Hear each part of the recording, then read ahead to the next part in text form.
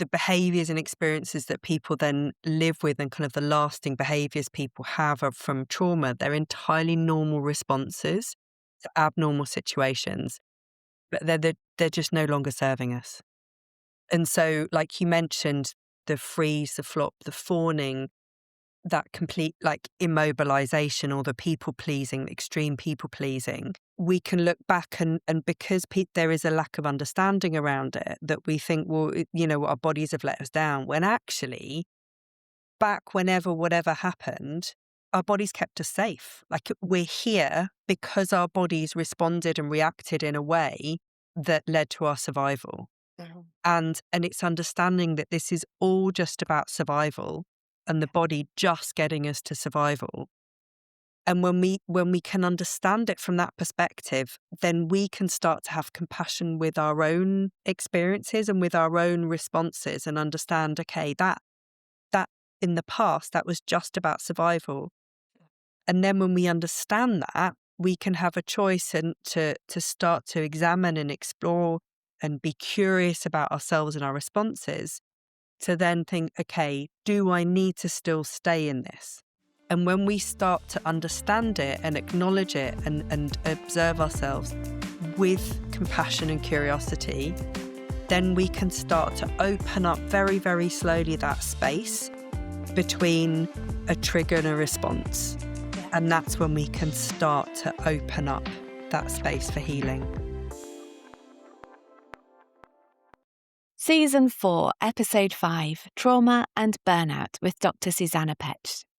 Susanna is a GP and trauma specialist whose own journey led her to recognise how profoundly trauma can shape our physical, emotional and mental well-being, often for many years before the connection is made. When people talk about burnout, they often describe exhaustion, overwhelm, anxiety, brain fog, or feeling emotionally depleted. And whilst these experiences are very real, sometimes they are also signals that point towards something deeper that hasn't yet been fully recognised: trauma. It's an honest conversation about the body's survival responses, the role of compassion in healing, and the importance of understanding what's happened to us rather than asking what's wrong with us. I hope you'll find it as illuminating and hopeful as I did. Welcome, Susanna. I'm so glad to have you with me today. This has been a conversation I've been wanting to record for quite a long time now, and the right person just hadn't quite crossed my path until you appeared. So I'm really delighted to welcome you to the podcast. Thank you for taking the time out today. Thank you. And it's a real pleasure to be here and to have this conversation with you. So thanks for making the space for it. Oh, and I know you know this already because I commented when you shared, I think on LinkedIn, a link to your TED Talk all about your own personal experience of joining the dots around your own trauma and how it had impacted on you in terms of your physical, mental health. You mentioned spiritual sense of yourself as well in that. And I'm wondering, as a starting point, because most of the people listening today will be curious about where there might be aspects of trauma in their own experience of life that could be contributing to burnout or could perhaps even be confused as burnout. Yeah, really good question. Like, big question straight away. It's great. Sorry. I mean, I think the thing is, from my perspective, we are talking about mental health much more in recent years, which is great. But there is still a massive taboo around it. So there's talking about it on one level, and then there's really talking about it and really understanding it and really people feeling safe and able to be open and vulnerable, like truly open and vulnerable, and know that they're not going to be judged, that they'll be met with compassion and know where to get help. And I think those latter things, we're still a long way off. And so I think, in my opinion, that there is a massive overlap with burnout and with mental health symptoms and with trauma. And that burnout, the word burnout, is kind of more acceptable, that people feel like it feels safe to say, oh yeah, I'm burnt out and I'm burnt out with work, or I'm burnt out with parenting. And so that phrase, people kind of, it conjures up ideas of being overwhelmed, not being able to manage, but it's kind of an acceptable thing. You have a bit of a break and then you're kind of okay, and then you need to just get on with stuff. So I think there is a massive, massive overlap.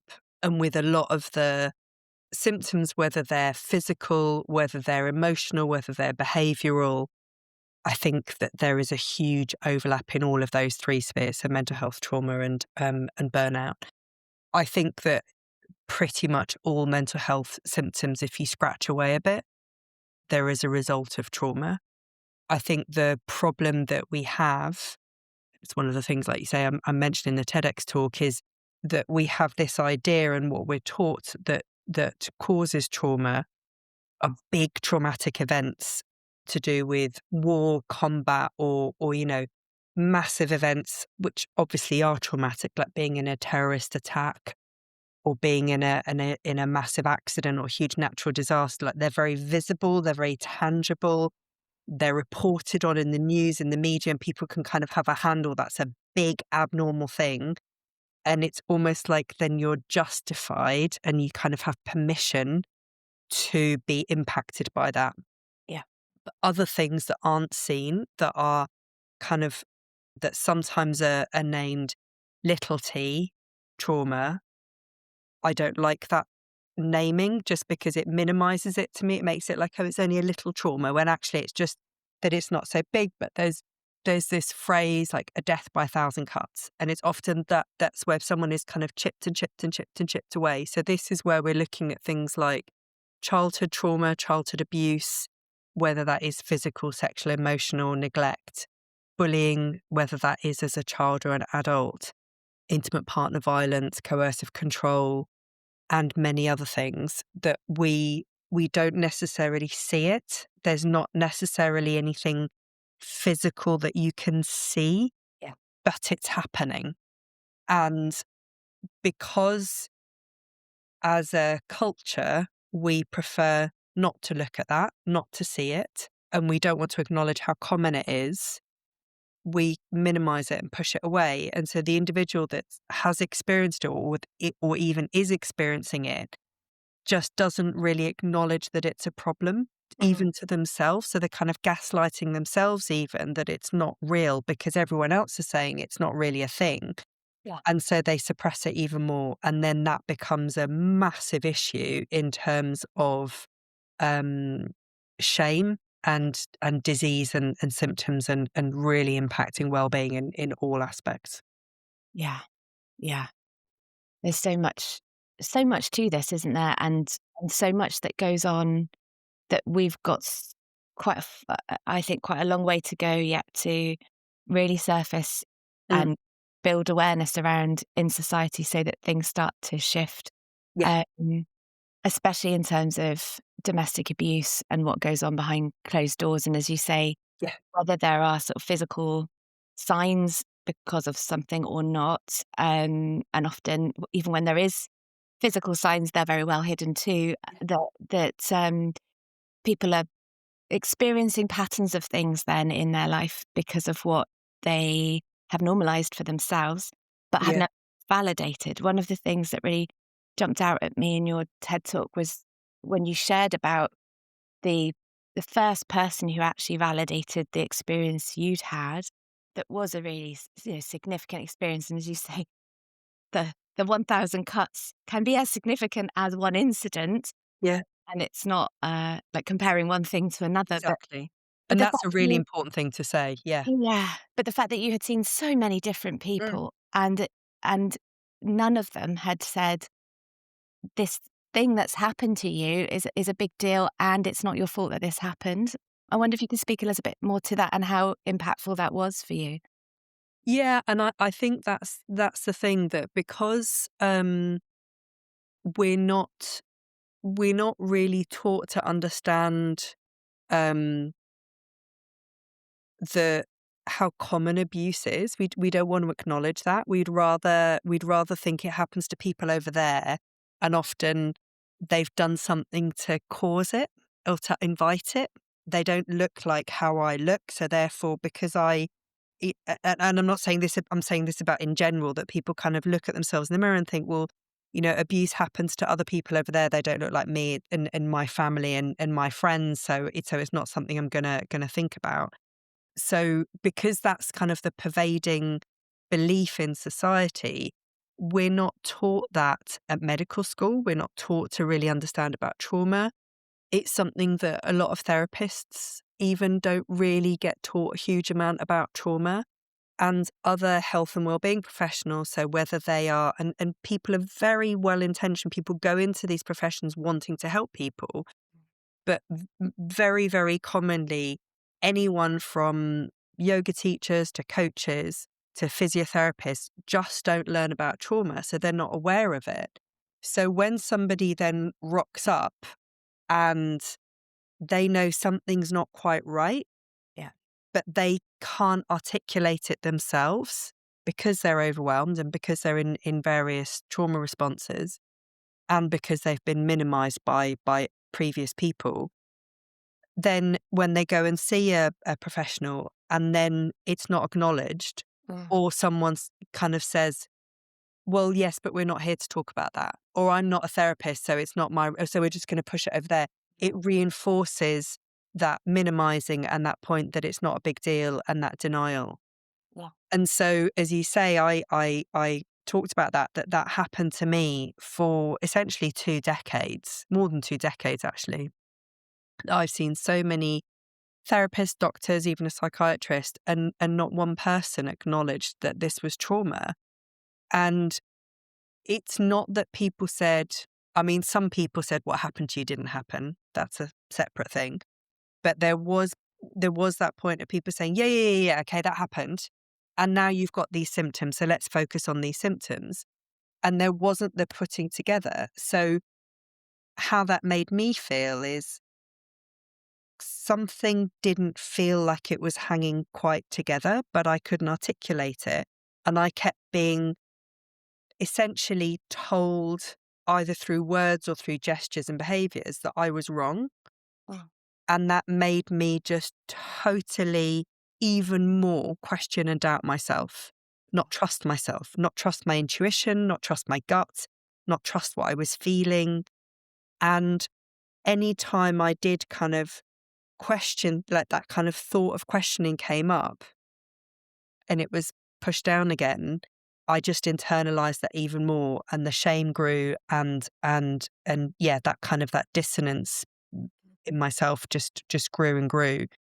And there was no outlet. And so the consequence was I got sicker. Right. I just got more fatigued, more depressed, more anxious. Periods got worse. I found it harder and harder to contain all of that and mask it. So on Mm. the outside, people just didn't see it because I've Yeah. become an expert at masking. But behind closed doors, I was a mess and just found it harder and harder as years went on to try and hide it and contain it. It must have been so tough. And I think for anybody that's listening and recognizing in themselves the experiences that they've had and feeling that they can relate to your story,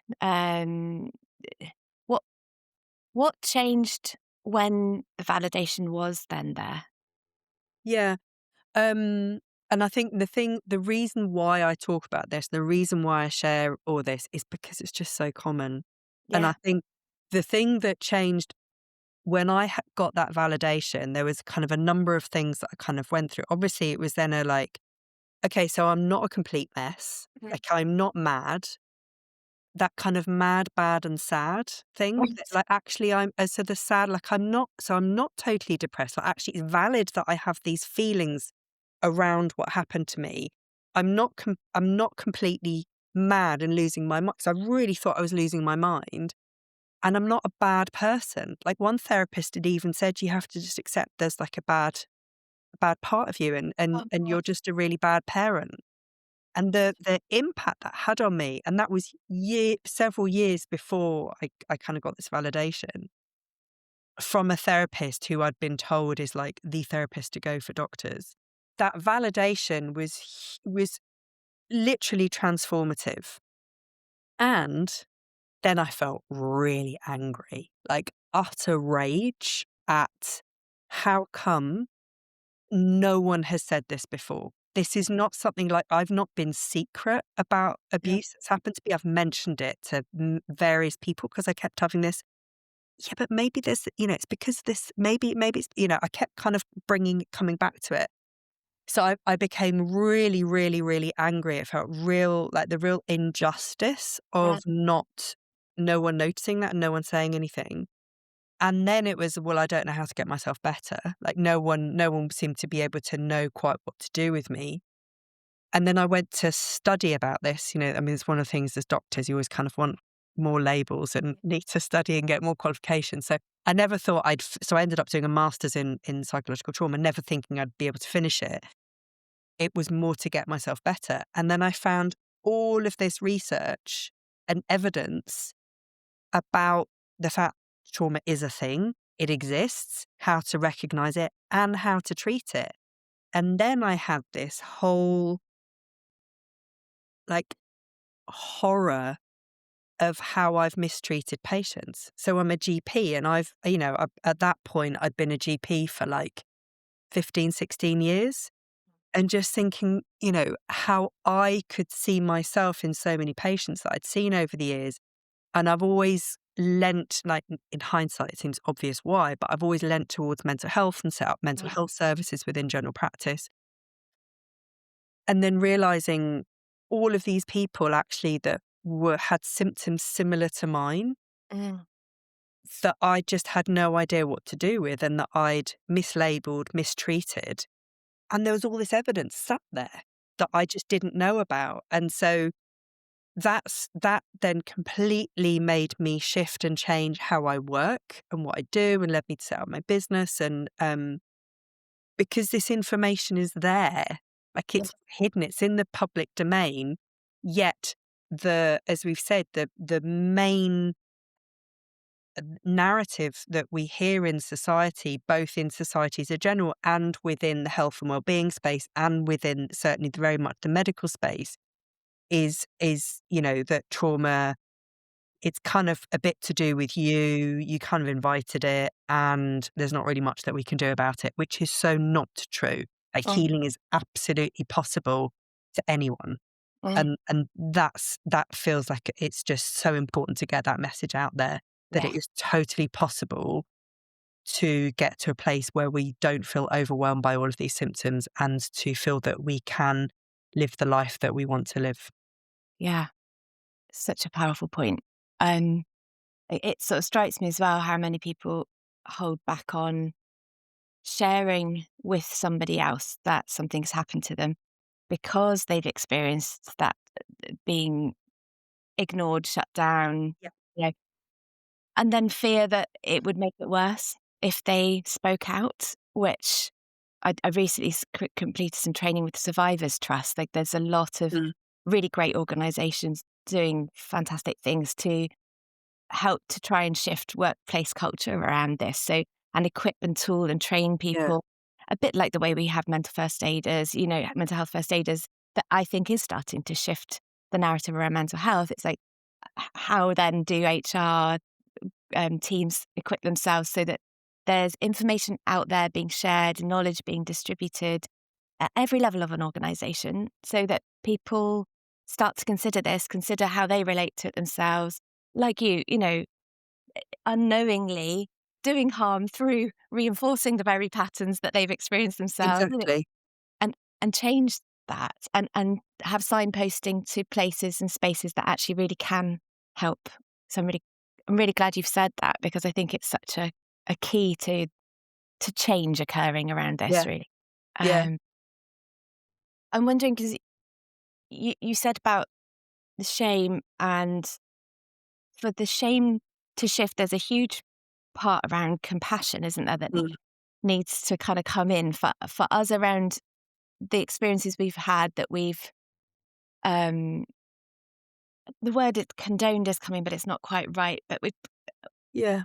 yeah, I think sometimes people can feel as though because they weren't able to, perhaps because of that sort of shutdown function in the nervous system for protection, the fawn, the flop, the Mm. just not being able to speak up, not being able to act out in different instances, whether it's verbal patterns of control and manipulation and gaslighting, or whether it's, physical violence or assault. There's something around recognizing, as you've said, like the body responds in that way to Mm. try and stay safe.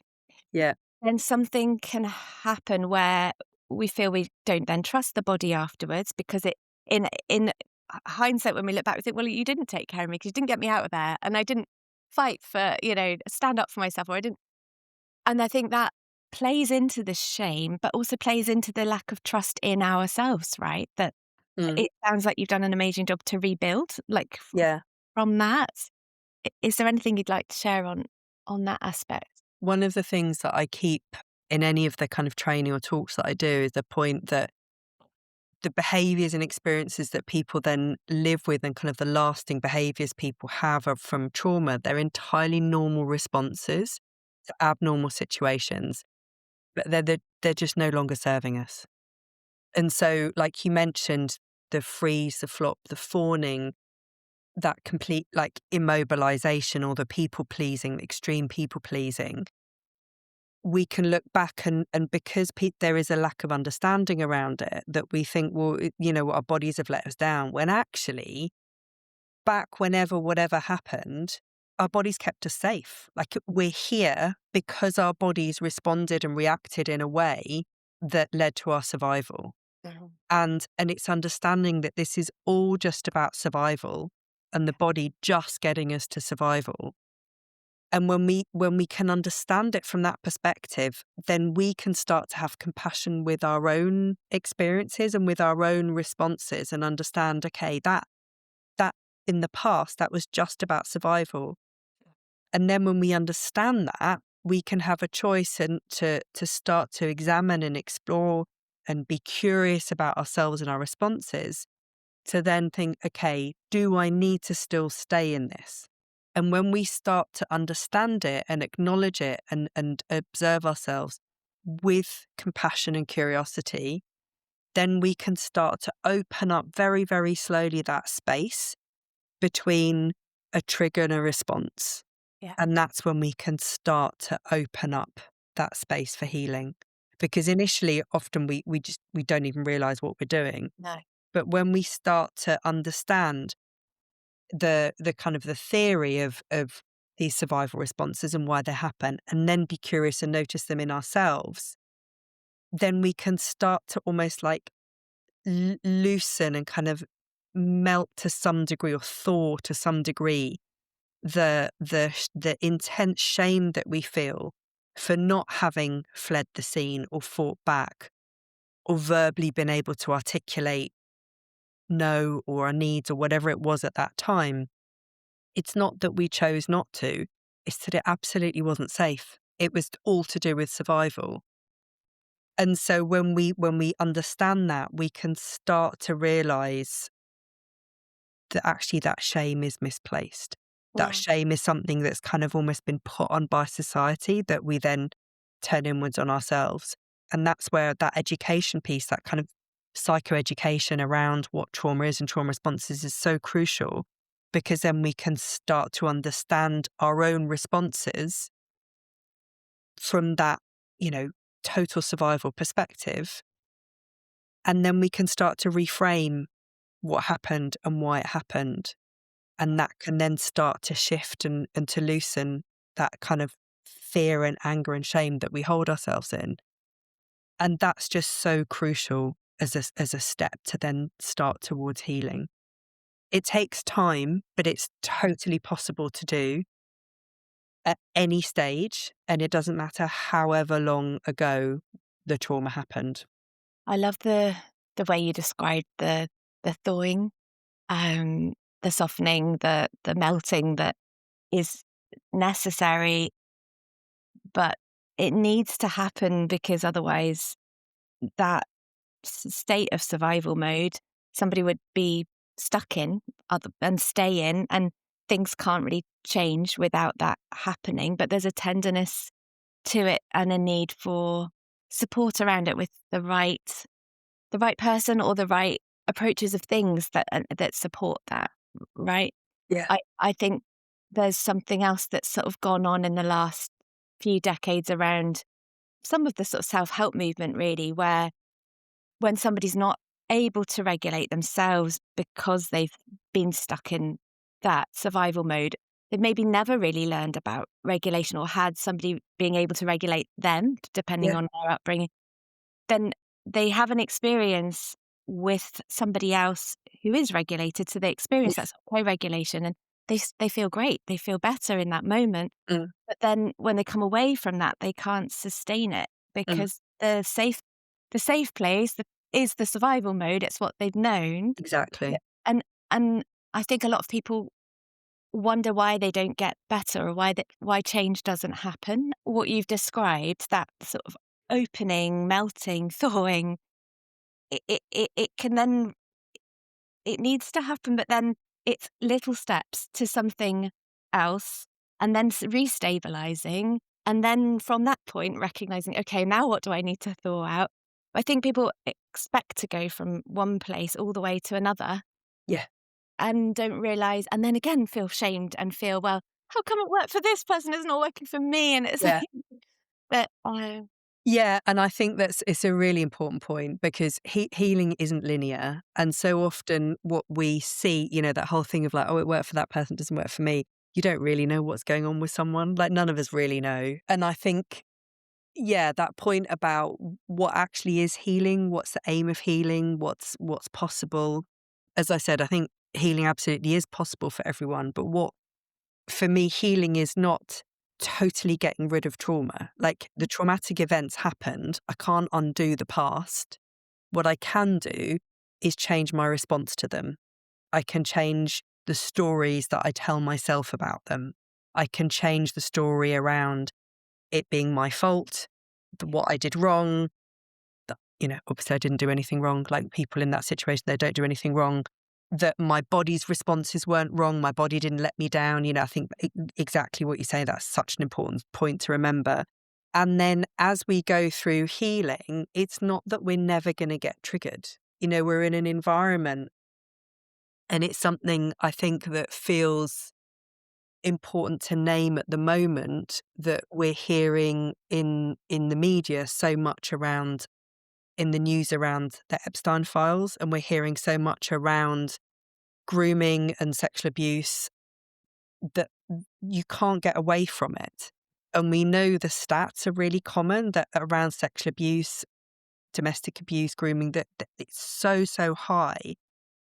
So we know it's way more common than just what's in those files. But that has shown just how protected it is and how much gaslighting there is around it.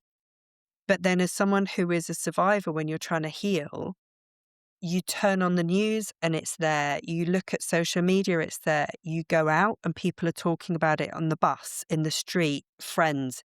Some people are saying, I can't hear about it. I don't want to hear about it anymore, which then makes people feel, well, then I can't share about my experience. People don't want to hear it. Or people are even sometimes now making jokes about it. So right. as a survivor, you're going to hear stuff and you're going to get triggered. And my point of saying all of that is that healing is not about not getting triggered because you're Mm, going to get triggered, but it's what happens when you get triggered. yeah. Do we view ourselves with I'm here again, with blame and judgment, I shouldn't be like this shouldn't be happening to me? Or do we view ourselves with, actually, it's not surprising. Mm, What do I need right now? How can I best look after myself? How can I look after myself so that I feel safe and mm, calm given this environment? Like, what is it that I need?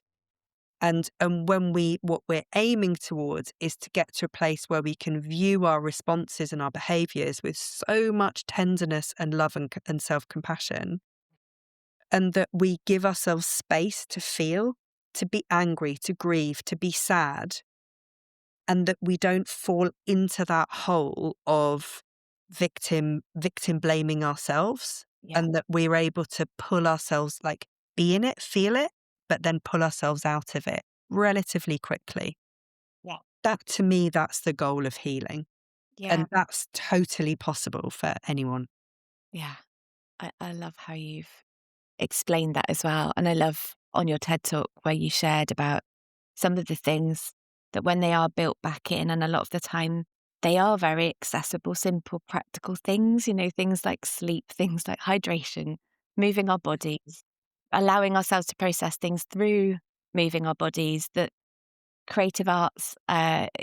can be incredibly healing to support people in making contact with things, meeting themselves where they're at, acknowledging and doing that bit, like you said, too. These are my words, not yours, but like self-soothe. Exactly. But it's exactly that. It's exactly that.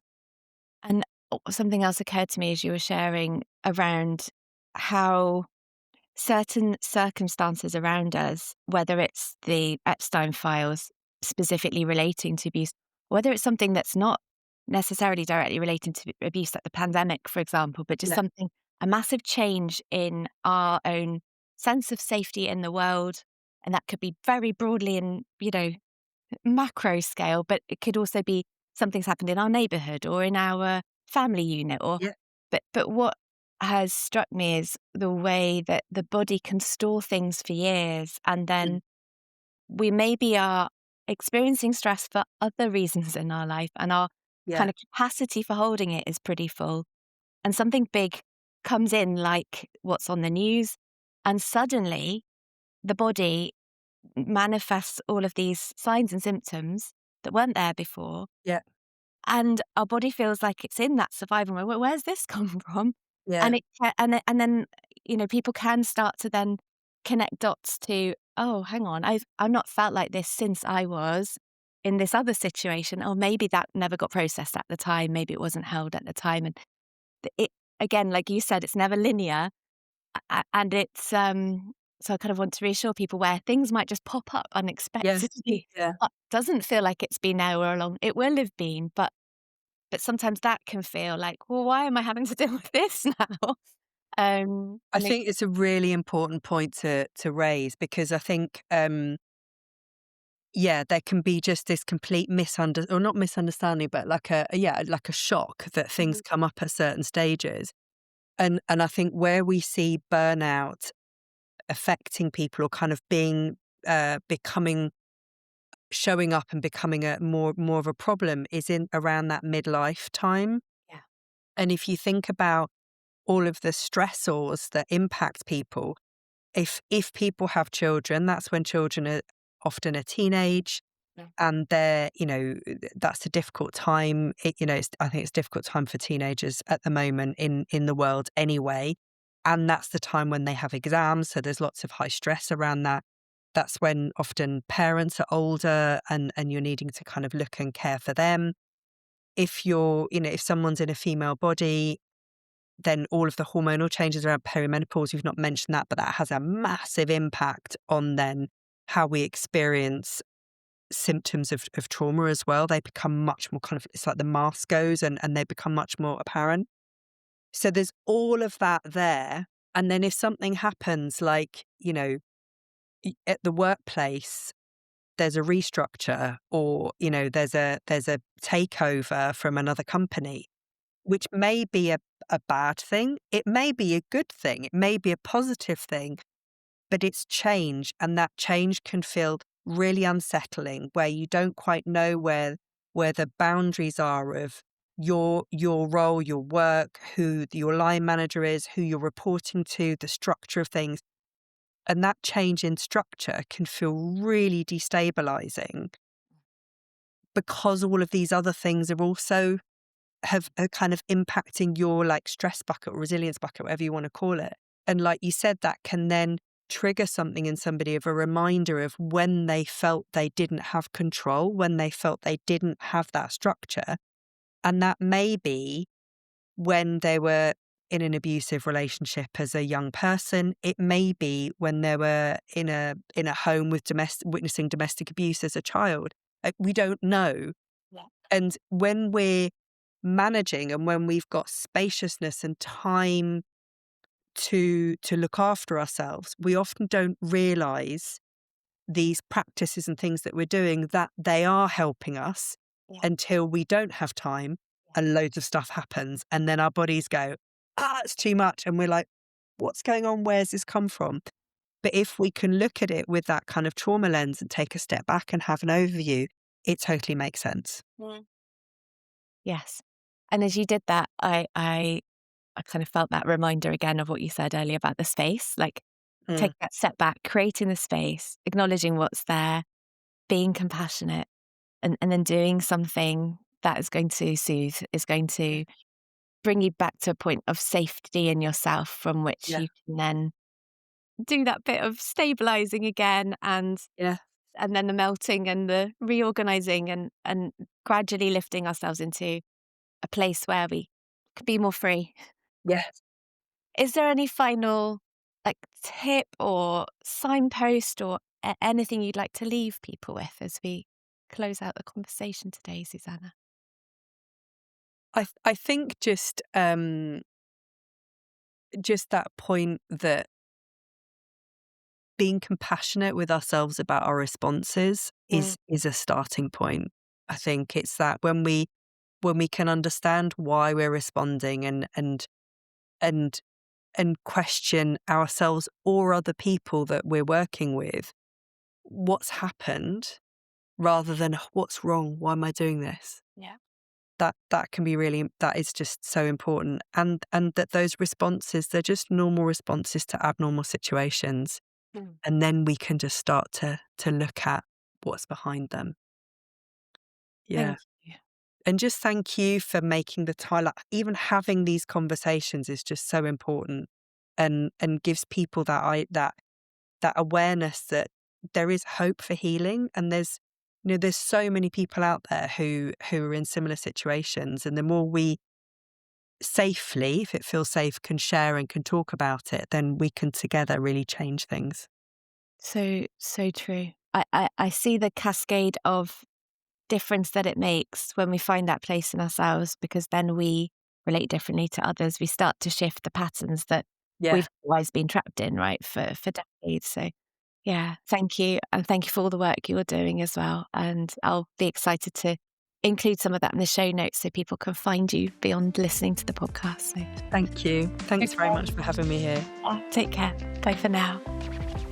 Thank you for listening to Burnout to Brilliance. I hope today's conversation offered you insight, comfort, or a spark of inspiration to carry into your week.